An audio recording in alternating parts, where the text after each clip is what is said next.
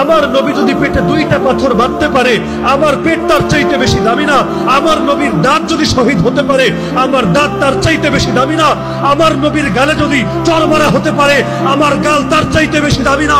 আমার নবীর চেহারায় যদি থুতু মারা হতে পারে, আল্লাহর কসম আমার চেহারা তার চাইতে বেশি দামি না? আল্লাহর নবীর চাচাকে যদি 70 টুকরা করে তার কলিজা চিবিয়ে খাওয়া হতে পারে, আল্লাহর কসম আমার বাপ চাচা তার চাইতে বেশি দামি না?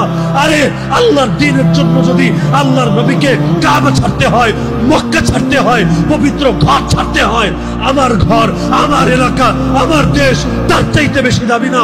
আমার মসজিদ, আমার মাদ্রাসা, আমার খানকা তার চাইতে বেশি না?